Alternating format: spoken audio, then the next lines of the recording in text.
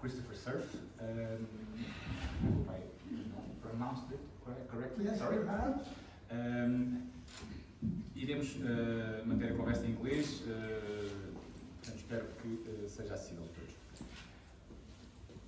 Good afternoon, Mr. Cerf.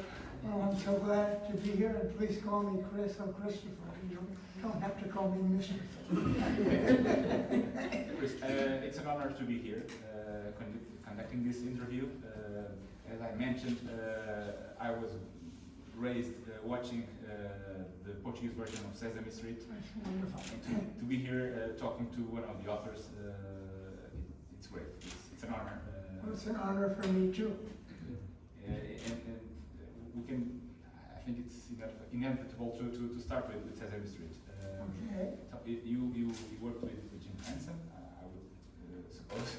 Yes, I did. And with Frank Oz and some of the other magicians with that company. Later I watched The Muppet Show, of course, and Fraggle Rock, Yes. and some of the movies. So you're a real Muppet fan. I am. I am too. Because those people are so brilliant that no matter what you write, they make it great when they perform it. So it was very easy. One of the things that really took me off from way back was the musical part of the shows. The way that you could turn some popular song into one of the themes that you were talking about. That was amazing, and I realized that it was one of your specialities. That's true. Actually, when I went to college, before Sesame Street, I went to college with a man who was responsible for the musical sound of Sesame Street, named Joe Raposo, whose father came here from here in the Azores, and he grew up in Fall River, Massachusetts. So we were friends, and that's one reason that I got hired at Sesame.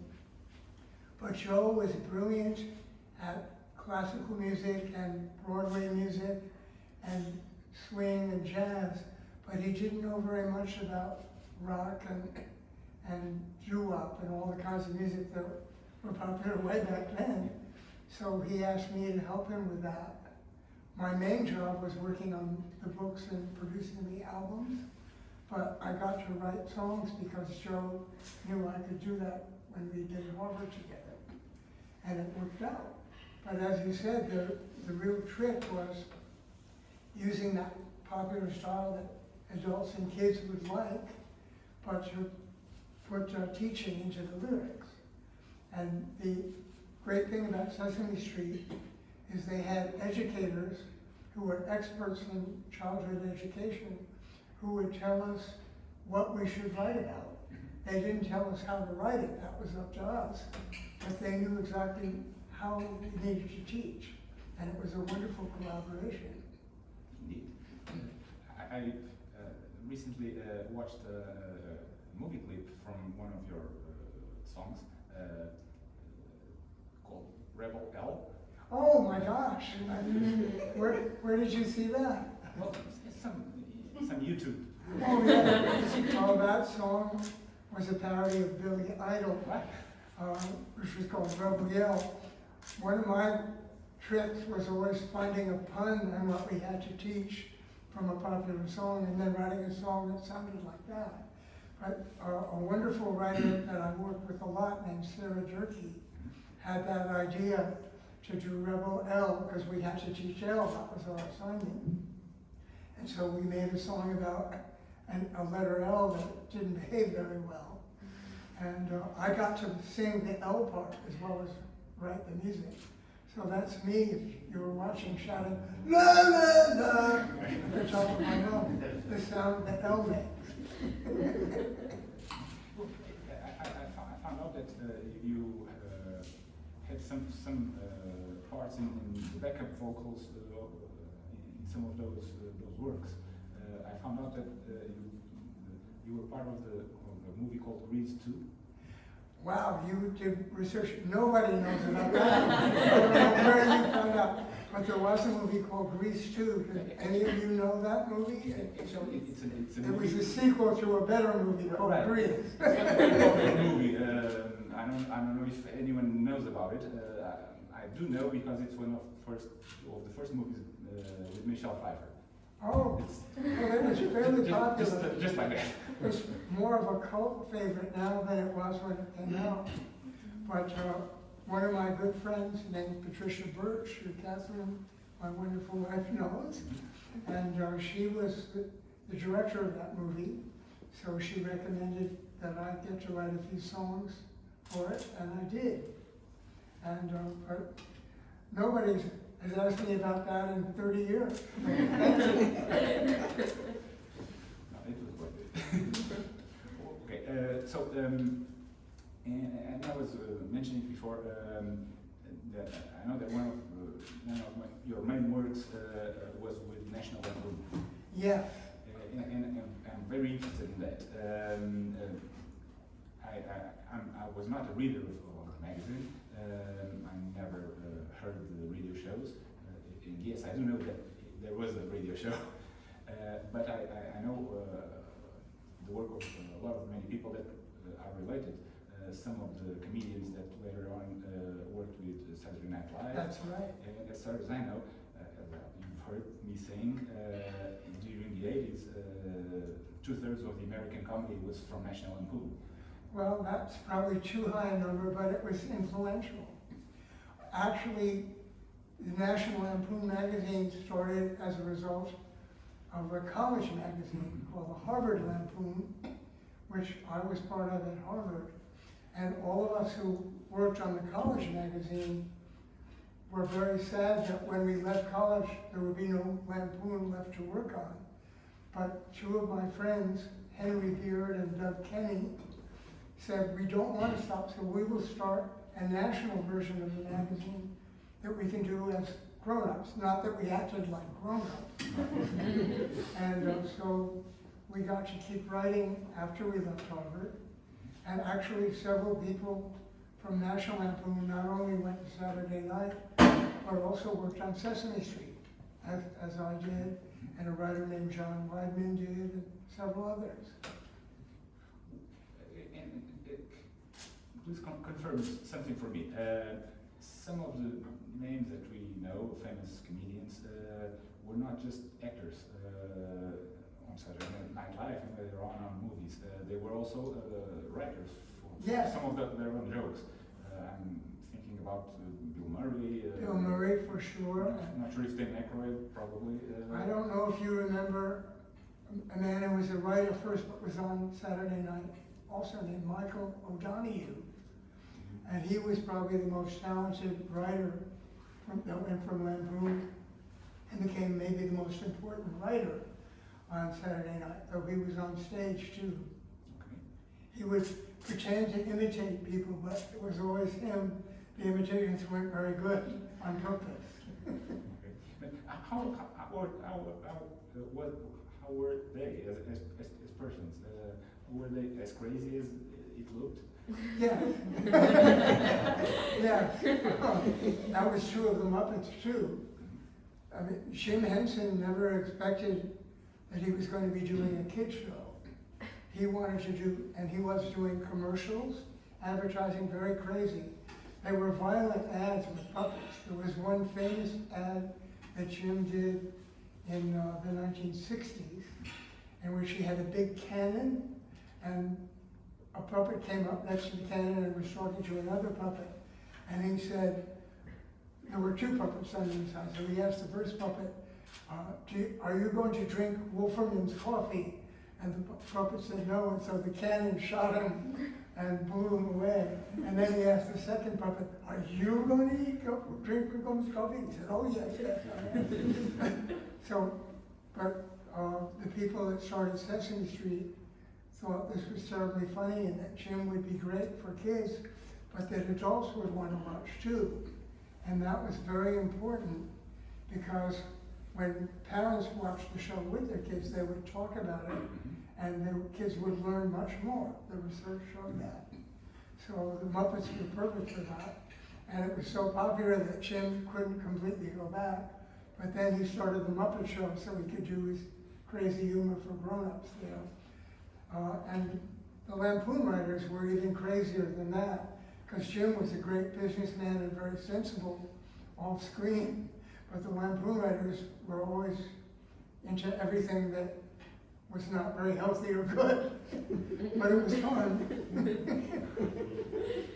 I know that the humor of National Lampoon was, how would I put it, not very classical, not very orthodox. No, it was. There was a boundary issue there. I've read something like there was a door and someone said that not that they kicked the door down, but the door just fell from the hinges, something like that. Well, they went through some barriers that were there, and after that, No, not anymore. No, there were very few barriers. And it was a very crazy time, not so different from now, but because of the Vietnam War and civil rights in America, there was a lot of thoughts of revolution in the air. And everybody in the Lampoon decided, we'll just say what we think, and the more daring it is, or the further it pushes the line, the more attention our jokes will get. And I think for a long time it worked. It worked very well, and it was fun to do. And it was, we wanted to get attention for our political beliefs. From my point of view, as I've told you, I lived in the United States for 1 year, in my senior year. I see the American population as somehow conservative to a point, but the American humor, the popular humor, is not very conservative, but contrary. I'm thinking about Mad magazine, for example. Well, that was very influential for all of us. So they're very provocative, and they were very successful commercially, at least to start with. And I think it always amazes me how our magazine like National Lampoon or Mad magazine was so successful. Well, I in think a country like the United States. I think a mistake that one might make looking at America is to think that all of us, or even a majority of us, are like those conservatives. It's just the conservatives have a lot of power, and now even more so, because they've been able to change the districts of where you vote so that they have more votes than they would if it was just a straight Democratic vote. But there's still more than half the public that would probably agree with the kind of thing that you and I agree with. And so there's a big audience for people who want to make fun of the other people, both ways, actually. And the Lampoon actually tried to make fun of everybody on both sides. But all of us were more liberal, so we made fun of the conservatives more than we made fun of the liberals. But we made fun of the liberals when they acted stupid, which happens quite often also. One of the I mentioned, I admire a lot Frank Oz, movies by Frank Oz. I think he's one of the greatest movie directors working in comedy right now. I agree. And he may be, in addition to that, though we've given up most of it to be a director, Jim Henson, who was one of the world's great puppeteers, thought that Frank Oz, for his puppeteering and acting skill, was even better than he and Jim was. And I guess I agree, though you're talking about the two best in the world, so it's a matter of degree. But Frank is so funny. And I think what was great about his characters that he brings to his directing is that he puts all of his emotions into it. It's not just performing like this, but all his characters have different parts of his personality. If you watch Sesame Street, Bert was played by Frank Oz, and he was very boring, and so Frank tried to make him funny in a book. His boring was funny. Cookie Monster had no self-control, so when Frank did that, the puppet had no control at all. The puppet Grover, I don't know what they called him in Portuguese, but he is always incredibly eager to please. So, and Frank has that quality too, but he would split his personality up into all these different parts. And then when he directed movies, he could use all of that in his direction. And he's very, very funny.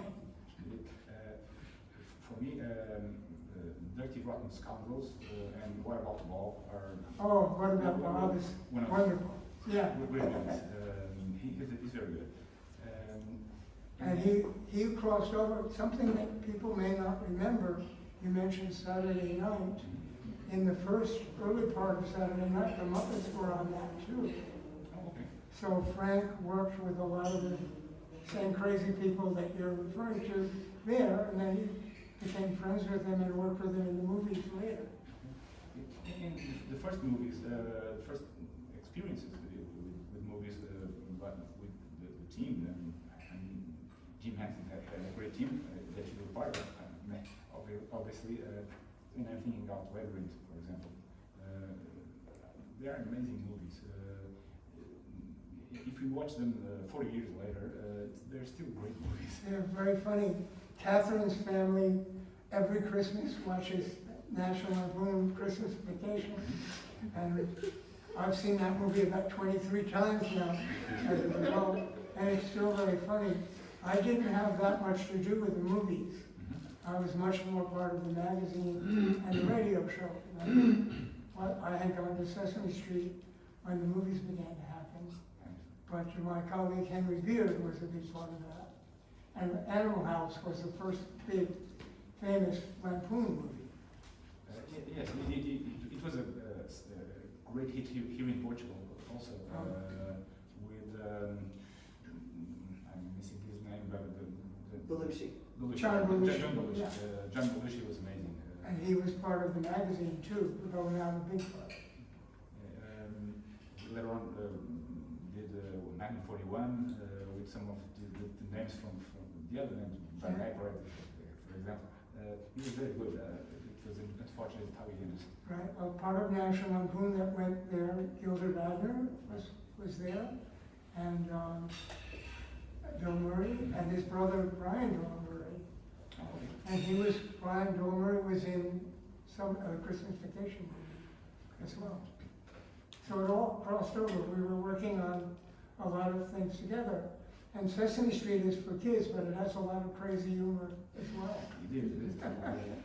Recently, I watched a cartoon with Cookie Monster looking at a computer screen, looking very frightened, so, thinking, they'll eat cookies? Yeah. Well, everybody grew up with those characters, so now they're part of culture. So you can make jokes like that. Well, let's talk about books now. Yeah. I mentioned that I found out that you worked with Ray Bradbury as a publisher. He's one of my favorite writers. He's one of my favorite writers too, and I can't say I was very influential. We were collecting, there's a series of books called The Modern Library, which my dad helped popularize, as a matter of fact. But those books were reprints of classic stories. And they decided that Ray Bradbury had become such an important writer that even though he was still alive, they would collect his stories for a modern library book. And I was the lucky person who got the job to do that because I was such a fan. So I got to meet him then for the first time, and he helped me pick out his favorite stories and told me about a few that I didn't know about and that weren't very popular. And that was very, very exciting for me to get that opportunity. I recently found out that he wrote theater plays. I didn't know that he worked in theater. Sorry, my pronunciation was not very good. I'm not understanding, I'm sorry, yeah. I didn't know that Ray Bradbury also worked on theater. Oh, But that doesn't matter. Yeah. But his fiction was always had always something to do with movies, with classical movies, and that was always very appealing to me. mm-hmm. But still, in terms of your work with the publishing company, you worked also with sorry, just trying to remember the name, but your father was the founder of Random House. That's right. Let's That's right. start with that. Random House is one of the biggest and greatest. It is publishing certainly houses. now, when I worked there years ago, it was still very small. In fact, I still have on my wall, our wall at home, the phone list for all the people who worked there when I did, and the phone numbers had only 2 digits, which means there were less than 100 employees. Now worldwide, there's something like 65,000, if you count Bertelsmann and all the other companies, Penguin, that are part of it. But Random House started with, I mentioned the Modern Library reprints before. My dad worked for a company called Boni and Liverite, a very small publisher who started that series, and my dad bought, and his friend Don Cluffer bought that series so they could make it a separate little company. But after a few years, they said, you know, it's not very interesting just reprinting books that have already been published. Let's publish 2 or 3 new books each year at random. We'll pick them at random. And that's why they called it Random House. And eventually that grew to be bigger than the Modern Library by far. And as far as I know, somehow it all started with Ulysses by James Joyce. Yes, is that true? that is true. They were still very, very small. But Ulysses was banned in the United States. James Joyce's, several of his other books were printed there, but you weren't allowed to publish, you weren't allowed to have copies or own copies of Ulysses because of censorship. People thought it was pornographic. And one way you could test a law like that would be to publish the book anyway, and then when they had a trial,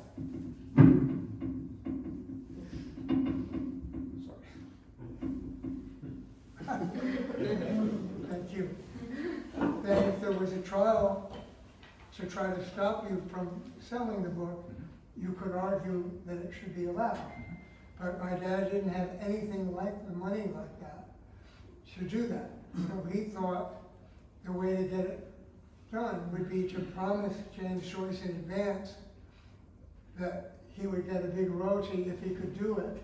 And then with Joyce's permission, he would smuggle a copy into the country and get caught bringing it. And so he wouldn't have to pay to publish it until he knew that he could. And furthermore, there was a law at that time that if a book was on trial for censorship, you could not bring in anything an outside critic said. It had to only be what was in the pages of the book that the decision would be made about. So my dad had the idea that he would paste into the copy they brought into the United States good critical reviews saying how important the book was, so that he would have the one magic copy that would help him win the trial. But there was a problem. They decided to bring this special book from France, and then they brought it to England, and they were going to bring it over on the Queen Mary steamship. There was not much air travel, no transatlantic travel yet. But when it arrived in New York, it was 100 degrees Fahrenheit. It was incredibly hot. So when the man carrying the book came to customs, the man in customs said, "You don't have to open your bag. You can just bring it in." But it was very important that the book be seized so it could go to trial. So the man said, no, you have to open my bag. And the guy didn't want to do it, but he finally did. And he looked through and said, everything here is okay. And the man said, no, look at this book. I'm not allowed to bring this in. And he said, oh, everybody brings that in. That's fine with us. We never see that. So he said, I insist, on my rights as an American, that you take this book. So finally they did. And then it went to trial. And my dad won the case. And he had permission from Joyce, therefore, to be the publisher of Ulysses in America. And that's how it happened. Crazy story, but it's true. So you've met some of the authors from Random House. Well, I worked there before Sesame Street. I've been around a pretty long time now, but for about almost 10 years before Sesame Street started, I was an editor at Random House, working for my dad. And so I worked with several wonderful writers, and like the artist Andy Warhol, and Red Ray, as you mentioned. But also, of course, I met all the authors that my dad published who were very, very famous, like William Faulkner, Truman Capote, and people like that. So, Dr. Seuss. Dr. Seuss, yes, well, I got to work with Dr. Seuss. That's one reason that Sesame Street wanted to hire me, because Dr. Seuss was doing crazy books to teach reading. So Joan Cooney started Sesame Street in addition to the music part that Joe Raposo told me about. So that I knew something about teaching reading in a funny way. So that made me a good candidate to go to Sesame Street, and I did. Okay, you mentioned William Faulkner. He worked as a movie writer for a while. He has there are some stories about Faulkner working with movies. Yes, he was a screenwriter for several years. I don't think he loved doing that very much, but it paid bills. It paid bill, literally, as my dad would say, because he would make a joke out of every word he said like that. Once I read a movie review about To Have and Have Not by Howard Hawks, and the movie critic said it's probably the only movie in the history of cinema with two Nobel Prize winners in the credits, Ernest Hemingway and William Faulkner. Yeah. With the adaptation. Well, it's true. A lot of writers of books went to Hollywood. The studio heads were interested in the idea that people who could actually write would be screenwriters in that case. But they often ran into trouble, the same kind of trouble writers have in Hollywood now sometimes, that the studio heads thought they knew more about writing than, say, William Faulkner knew. So eventually he decided he liked writing books better.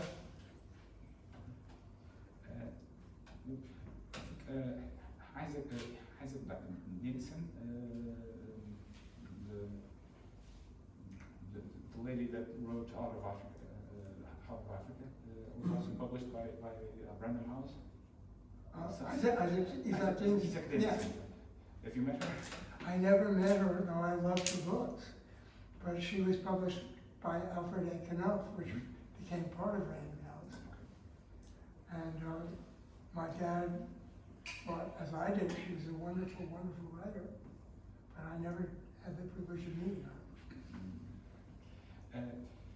Nowadays, what would you recommend for us to read in the American literary scene? Oh, Catherine Bass is by far the best being published anywhere. But beyond that, we both have loved the books by Anthony Doerr. All the Light You Cannot See, is one of my favorite novels that I've read maybe ever, certainly in the last few years.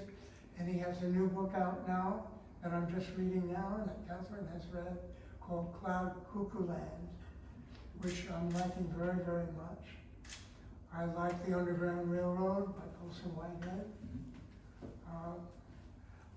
I am so busy writing for kids that I don't get to read as much as I would like, but those are certainly books that come right to mind that I've liked. I like science fiction too. You mentioned some science fiction before, and now that the movie Dune is out, it reminds me how much I loved reading that book years ago. Elizabeth Strout. Oh, Elizabeth Strout is a wonderful writer, yeah. I mean, there are many writers that I would mention if I popped into my head. In terms of the works for children, nowadays we open television or go to the movies and we see the Marvel Cinematic Universe and not much more. Yeah. Don't get me wrong, I'm a fan of the work of Marvel and DC. I like superheroes, but the work for children should be a little bit more than that. What can you tell us about nowadays? Well, it depends what age books kids you are talking about. For very young kids, I think one of the really wonderful writers now is a man named Mo Willems. Do you know his books? Willems. He has a lot of very simple stories about a pigeon that are very, very funny, and a few books he's written for slightly older kids that I like very much. Of course, when you get to teenage years, there are a lot of books that have become great movies for adults. Harry Potter was actually meant to be a kid's book originally, or a young adult book at most. And a lot of young adult books are really very good stories as well. Hunger Games is like that too. But for young kids, Mo is who I think of first. The Dr. Seuss books are still very, very popular. And I love the crazy rhymes and his crazy pictures. Actually, those books are more critically valued now than they were when he wrote them. People thought they were too cartoony. The librarians and teachers didn't like them then. Now they love them. Did you like the movies that were made? Not as much, no. I don't think Dr. Seuss would have either. He was a wonderful animator too. He started doing animation along with Chuck Jones. You know Chuck Jones, who did all the great Warner Brothers cartoons like Bugs Bunny and The Roadrunner and everything. But Chuck Jones and Ted Geisel, Dr. Seuss's real name, made many films together, especially when they were in the Army during World War II. They made training films.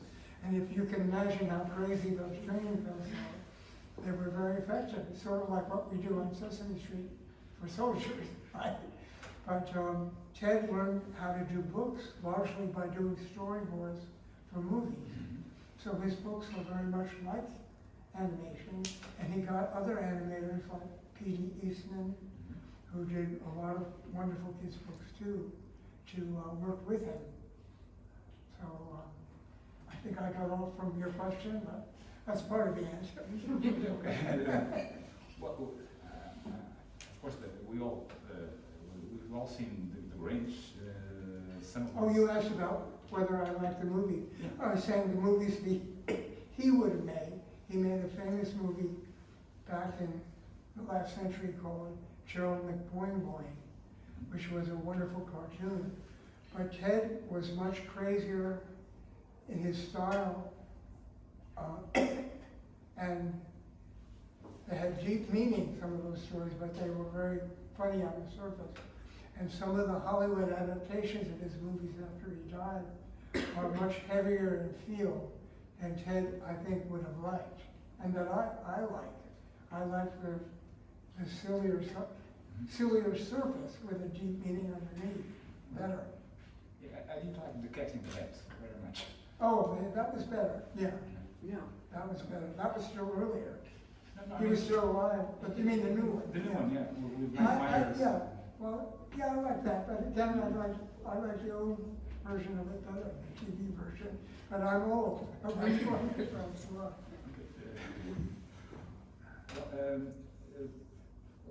Let's go back to books. I was trying to remember the name of Andy Warhol that you mentioned. Yeah. You published books by Andy Warhol. It was a crazy, wonderful experience. A friend of mine who worked for Rolling Stone magazine had gotten the rights to do a book about Andy Warhol, and we had permission to go see him and work with him to do it. So Ellen Rizzler was my friend's name. Ellen and I went to the factory where Warhol did all his work with many assistants. And Andy said, you know, I would like to really work on this, but I would like it to be a picture book and kind of a book the way I would do it, not a book the way someone else would do it. And we all agreed, but we had no idea how crazy it was going to be. He knew that I did kids' books that had gimmicks in them, and that's like you would pull a tab and something would pop up, or you turn the page and there'd be a pop-up. And he discovered all these other things. He came to my office and saw all these things, and he said, oh, I want that, and I want that. And then he started saying, do you think we can have a page that dissolves when you pour water on it? And I checked around, and there was a way to do that. And then he said, could we have a balloon that blows up when you turn the page? And it turned out there was a way to do that too. So we just put all that in there wherever he wanted it. And he had sort of crazy, there was a German woman that had used the name Ingrid Superstar as her stage name that worked with Andy. And she did an interview in German, so we put that in the book with German lettering, which nobody read, but Andy wanted it. He said, oh, it looks great. And then people would argue about who took pictures, so he would cross out one name and put that. We left all of that there. And everyone thought I was crazy, but the book did really well. And now it's a collector's item. There are only about 1,000 of them left, because the book fell apart with all those things in them. And they sell for tens of thousands of dollars if you can get one. We have one, but it's still falling apart. It had a record by the Velvet Underground in it too. But Andy said it can't be a real record. It can't be their music. That's too simple. So I invited them, quite a thrill for me, because they weren't really famous yet, but I loved Lou Reed. So Lou Reed and Nico and everybody came to my little tiny apartment at the time, and they just talked about what a bad book this is going to be. And they recorded that interview on my home tape recorder, and that was the record that we put into the book. So if anyone tried to play it, they would have heard Ingrid saying, this is very boring, over and over again. But that's what Andy did, and he was right somehow. It's what reflected the time and the culture. I was going to ask you if the factory was as crazy as people say it was, but I think you've answered that question. Well, I knew that I loved his art, but I had no idea that 60 years later he would be the artist of that period that maybe is most remembered of American artists of all, certainly one of the few. In Velvet Underground, they caused quite a commotion recently with a documentary about them. I loved the movie too. Yeah.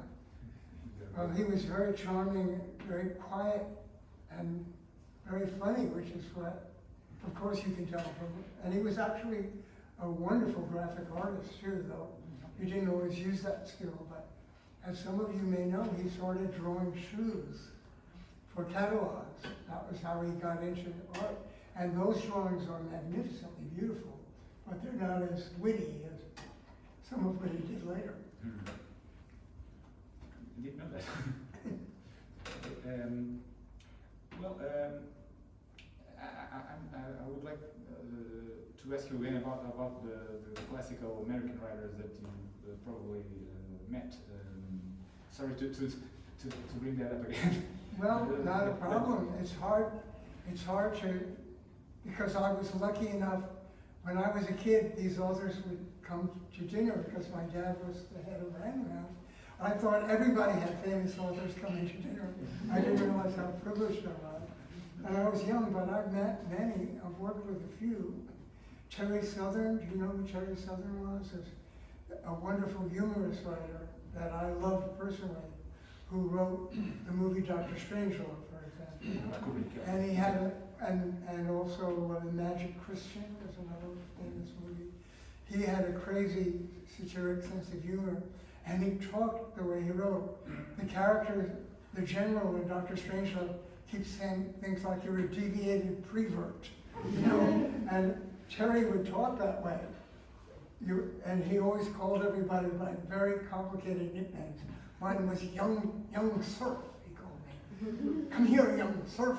And the only problem with Terry is if he came to dinner at your house, he would sometimes say, oh, my car's broken down, do you mind if I stay here tonight? And then 2 or 3 weeks later, he would still be there, and I said, I think you have to go home now, sir. But it was delightful most of the time. You mentioned that you've met Truman Capote. Yeah. A few years ago, there was a movie about Truman Capote with Philip Seymour Hoffman. Yes, there were a couple of movies, both quite. That was the best one. But there was another with. For someone that met him, actually, what would you say? Is it a good movie? He was well. Capote was well portrayed in that movie. Would you say that? Yes, I would. And in fact, so well portrayed that it seemed to be him at times, both as far as the physical gestures and appearance, but also his personality. And my mom in particular loved Capote. A lot of women in New York, as you probably know if you know about him, he courted all of them, and then later on he made the big mistake of starting to write about them. And they all felt he was betraying their confidences. So in the end, he died having made a lot of enemies. But through most of his life, he was beloved. And he had a very famous party, which you may have heard of, called the Black and White Ball, which I think happened exactly 60 years ago last week. And there was an article about it in the Times remembering it. And he invited people from all the different walks of life to this glamorous party in the Plaza Hotel, people that would never have met each other, politicians and crazy actors and unknown poets, and they were all invited. They all had to wear masks and fancy ball costumes. And I got invited because my parents were invited, and Truman invited me too. So I ended up dancing with Mia Farrow, who I had never met before, and that picture got in the New York Times, so everybody thought I knew lots of movie stars, which I didn't.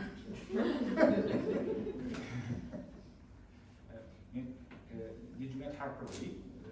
I did, well, who was great friends with Capote. And actually I got to know her probably better than I knew Capote, except through my parents, because she was a lot easier to talk to about everyday life, I thought. And we actually traveled, my family traveled with Harper Lee to Ireland for a visit. I'm not sure why that all happened. I was 12 years old, but I do remember it very well. And I liked her tremendously, and of course, Truman loved her. She had a lot to do with his being able to write In Cold Blood. Okay. Well, Catherine suggested that I would make you a question about Gertrude Stein. Yes. Well, my dad, I never met Gertrude Stein, but in the early days of Random House, which started in 1927, my dad published Gertrude Stein, and he didn't really understand all her works, which she would point out to him over and over and over again. She would say it publicly. My publisher, Bennett Cerf, is sitting here with me on stage. He doesn't understand a word I wrote, but I like him anyway. But a famous story that Catherine wants me to tell is there's a magazine in the States called Publishers Weekly, which is the publishing trade magazine. It still comes out every week. It's been published for, almost 100 years now, I say, maybe more. And on the cover of Publishers Weekly, every week, publishers can buy the front cover for an ad for new books that they have. And at the time that my dad was publishing Gertrude Stein, a book that was amazingly famous at the time, and I think it's still remembered a little bit, called Forever Amber. came out. It was a kind of glamorous historical novel. And it wasn't a very good book, but it was very glamorous. And the author was gorgeously beautiful. And the publishers her name was Kathleen Windsor. And the publishers made a big deal of how glamorous she was. And she was photographed wearing a beautiful gown, and the publisher put that on the front cover of Publishers Weekly. So the next week, with a twinkle in his eye, my dad bought the front cover of Publishers Weekly for one of his books. And it had a picture of Alice B. Toklas and Gertrude Stein wearing their silly sweaters and smoking cigars. And the headline was, "We have glamour girls too." And it was a sensation. And she loved all this, of course.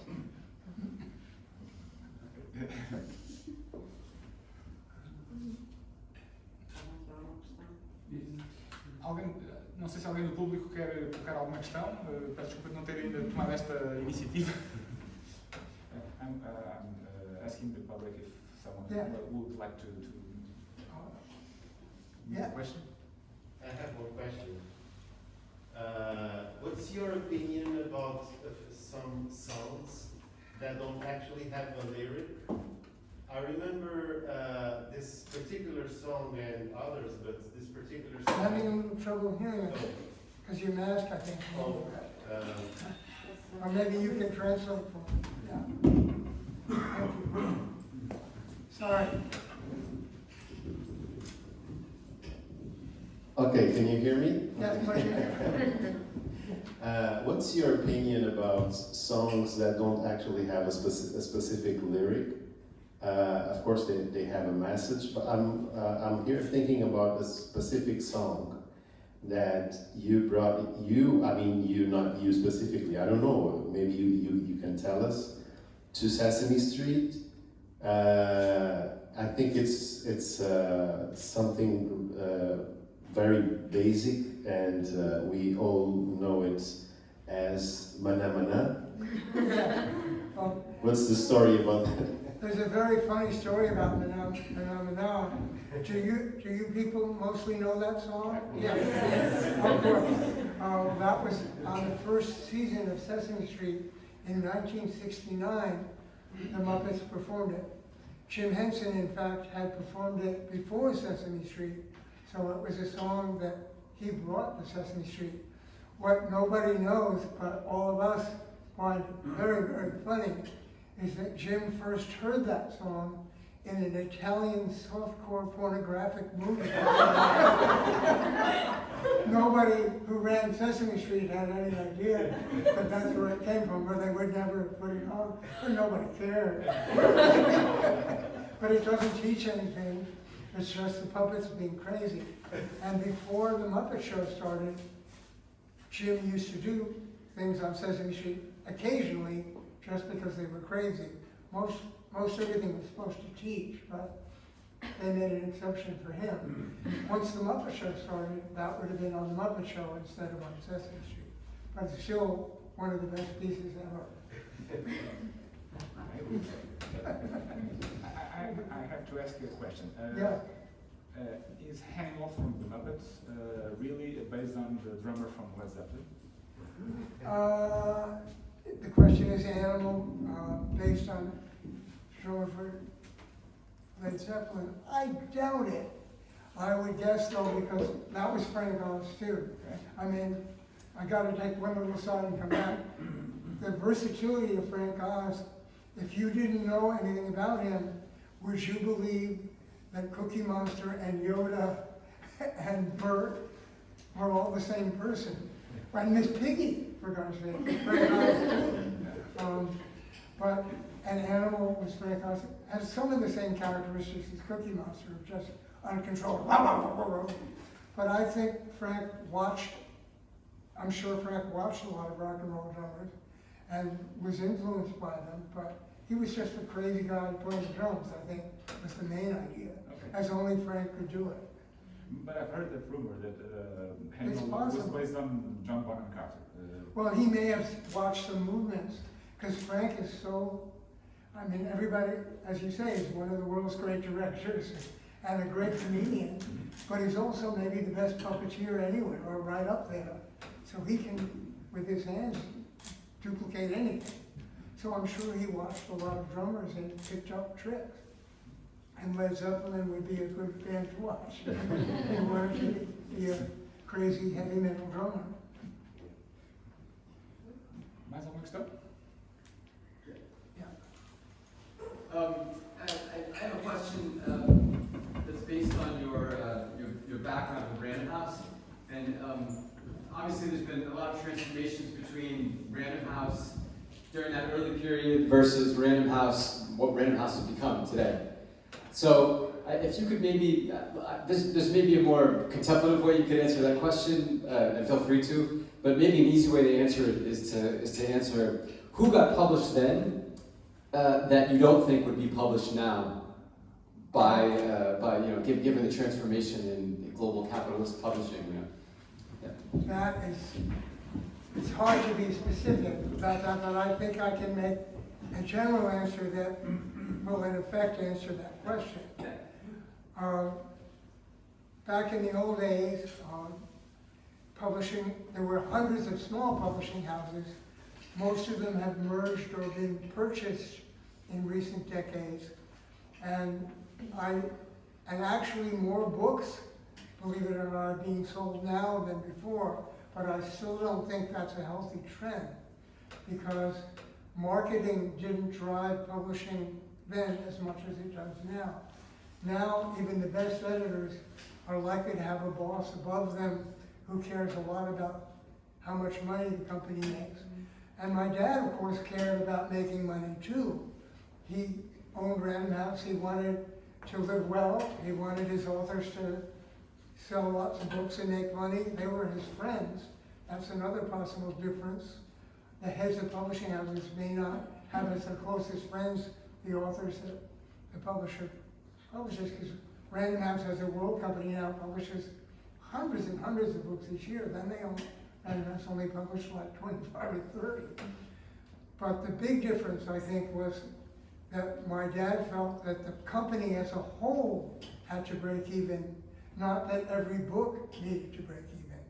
So in other words, one of the authors that Random House published for many years was James Mitchell, who was a very, very fine novelist, but he wouldn't be considered a great literary novelist. He just wrote wonderful histories and novels that were wonderful, very popular and fun, good to read, and they were good books, like Tales of the South Pacific, but they weren't classic, literary classics. But those books made lots and lots of money for Random House, which meant that he could take a chance publishing books that he believed were wonderful. And then they would spend money trying to make those books sell. Now publishers still do that, but they pick far fewer, and they don't take as many chances because the editors get fired if they have too many books that individually don't make money. That's my impression. That's not an official view of publishing, but I think a lot of people would agree with me. So a lot of books that were surprise breakout novels. John Irving comes to mind, because I remember that his first book didn't sell very well, and then he began to write big bestsellers all of a sudden. But if they hadn't published the first ones, that wouldn't have happened. You know? He had some help from the movies, I would say. Right? He had some help from the movies. Well, yes, but the books sold before the movies. Yeah, the movies came later. I watched The World According to Art. Yes, but that was a big bestseller before it was a movie. And that is what made him really famous. But he wrote a book, I think, called Setting Free the Bears before that, which was wonderful. It didn't sell, it sold a lot later, but it didn't sell much when it came out. Later on, he was very successful with either House Rules. Yeah, but those are all later. But that's a good example of what I mean and what you asked. Who would he even have been published with today's marketing people? Would those first books have been published? And I think Elizabeth Strout, Catherine, to my close friend, who is a huge best-selling author now. I don't think her first book sold all that well, but this was more recently, but somebody took a chance realizing what a wonderful writer she was.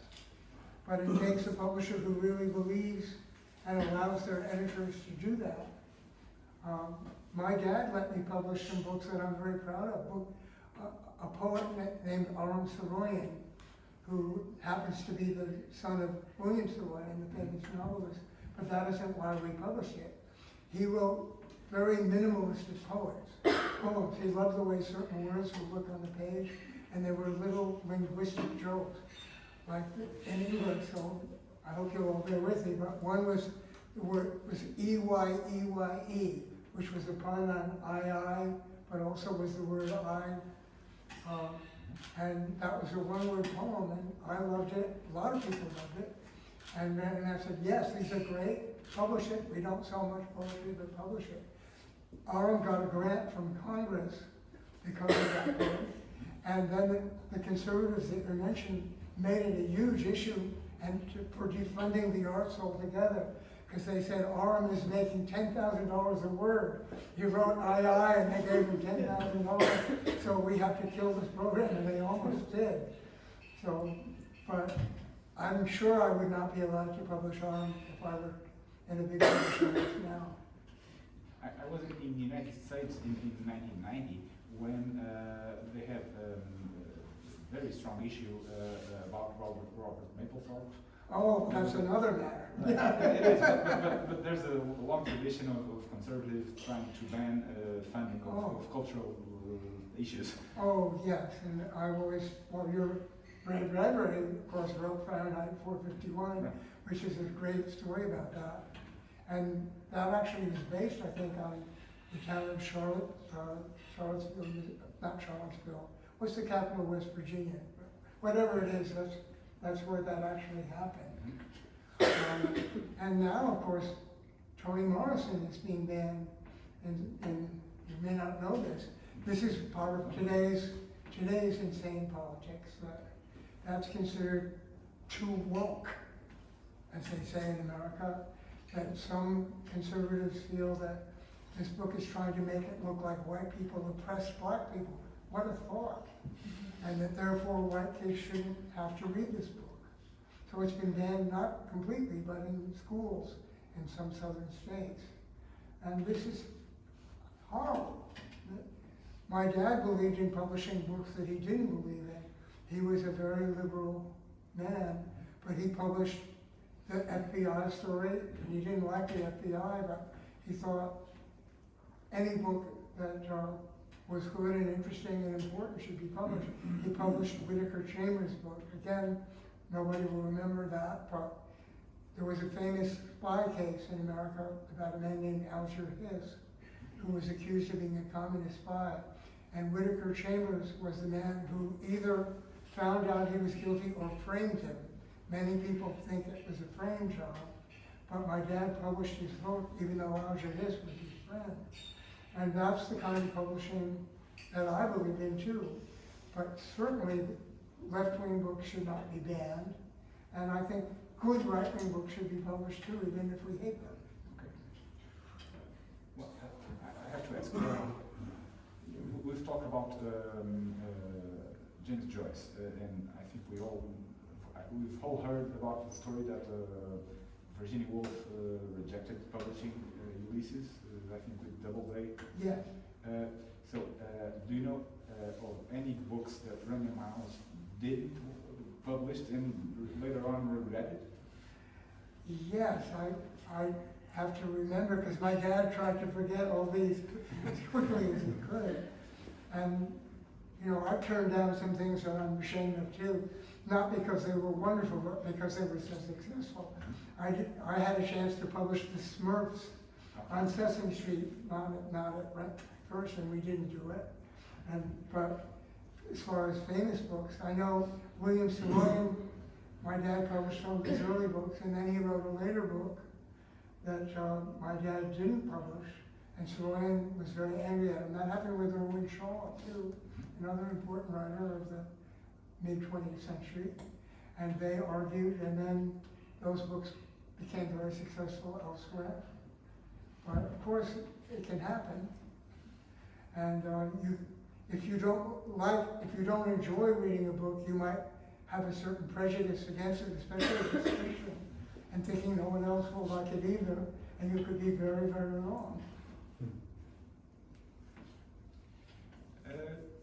Alguma questão?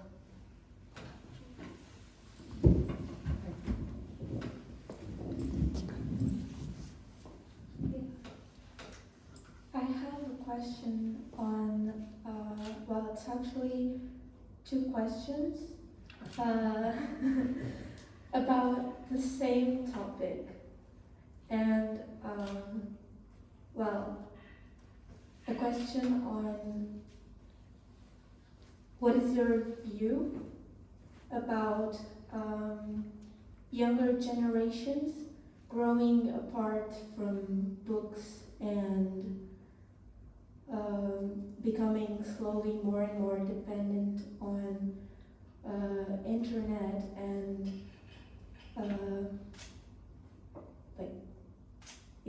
and how it affects and if it affects the older shows like Sesame Street, as if it's slowly disappearing, or even... Sorry, I'm not understanding every word, so it's a little hard. Okay, I'll try to Or maybe, explain maybe it you a can little repeat it. better. Yeah, that's probably better. Yes,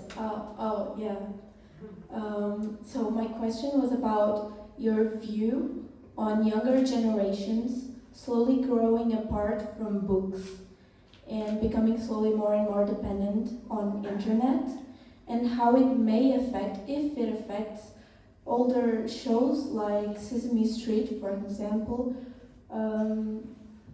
as to it may be disappearing or even becoming forgotten. I think if you can repeat that, it would help me. I got the first part, but not the last part. I'm so sorry. I'll try. But if I understood the question, as younger generations are becoming more dependent on internet, Yeah. they are growing apart from books and from reading, Yes. and that affects the way they watch old shows like Sesame Street. Yeah. So I guess the question is, would a 5-year-old today watch Sesame Street the same way? Oh, I'm sorry, I that was did- the part. I did 4 years ago. That last part was what I didn't get, so thank you. Some of them do, but what has changed about Sesame Street, partly as a result of all the things you're mentioning, and also because over the years, when Sesame Street started, both parents were not usually working. Only one parent in a house might be working, so it was important. Parents would be home with their kids and watch it with them, and they would get kids who were 4 and 5 to watch it. Now, over the years, younger and younger kids have been kind of put in front of the TV while their parents go to work, and before they start kindergarten. So the audience gradually became younger, 3 and 4-year-olds instead of 4 and 5-year-olds at first. So the writers then started writing less big jokes and for younger kids, and as a result, even younger kids would watch. So then it became 2 and 3-year-olds watching, and so the show kept getting simpler and simpler. And so that's affected, I think, who watches it more and more. But television still works for those very young kids because the parents put them in front of it. As they begin to get older, it changes the way kids view it. A lot of grown-ups and older kids watch Sesame Street, especially the old shows, because they're funny. So that's very much an internet phenomenon. Either it's streamed on TV-like devices at the time that parents want kids to watch it, or more often kids will know their favorite segments and find them on the internet once they know how to read. So a lot of Sesame Street is watched in little pieces now. In fact, over 1 billion visits have occurred on the Sesame Street website in just the last few years. So obviously that's the way a lot of people are watching it. But it's not necessarily the little kids that are watching it that way. It's older people too. I hope that answers your question. In general, when Sesame Street started, this might be a better answer. There were only 3 or 4 big networks. So everybody was watching one of them all the time. Same thing with news. Everybody got the same news. That's one reason the politics was simpler in those days too. But for kids TV, if you were on at the right time of day, like Sesame Street was on both right before supper and at breakfast time, everybody had only 4 choices of what to watch then. So they would watch Sesame Street, a lot of them. Today you couldn't do that anymore. There are hundreds of things you could be watching at any given time. So it's much harder to build or keep an audience. So it's much more fragmented. Does that answer your question? Somewhat, I hope.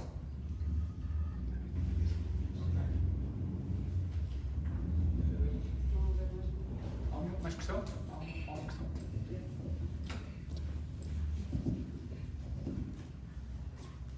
So I like to question how it makes you feel about how big these 2 shows, the Muppets and the Sesame Street, become nowadays, because my parents made me watch the show when I was younger, and nowadays I'm making my youngest cousins watching the show too. And how makes you feel to create something that it's giving so many lovely memories for the kids nowadays and back in the day? Did you repeat that for me too? I just want to make sure I got it right. How do you feel about being part of something so special for so many kids for so many years? Well, that's right. I was a kid and I watched Sesame Street and I'm almost 50. Yeah, and I basically understood that, and I get very emotional when I even try to answer that question. It's meant more to me than virtually anything. What an opportunity. I loved, when I was a teenager, I learned to play piano, mainly just to play rock and roll, which was just starting then. I loved blues and all that kind of music.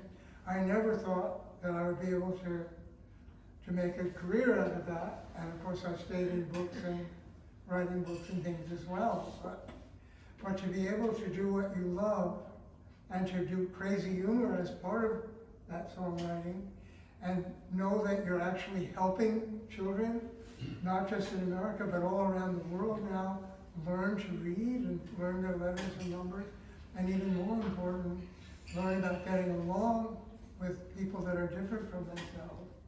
I mean, I cry when I think that I've had that chance.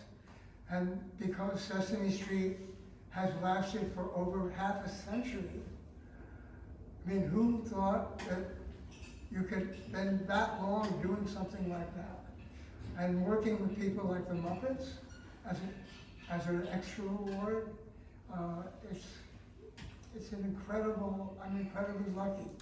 I remember when I first got to Sesame Street, the man who helped organize the musicians, named Danny Epstein, said, "Chris, don't quit your day job. The show was just beginning." And now 51 years later, it's still going strong. So Danny wasn't right. And I didn't quit my day job. I did quit my day job. Sesame Street became my day job, and along with National Lampoon. And what 2 crazy things to work on at the same time, but they were related. Music, humor, helping people, political satire, was all there. So in answer to your question, it's incredibly meaningful to me every day.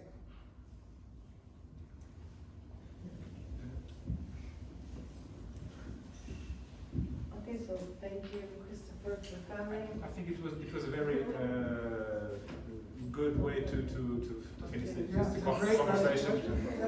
Great last question. And so, Chris, thank you. Thank you so much. Thank you, everybody.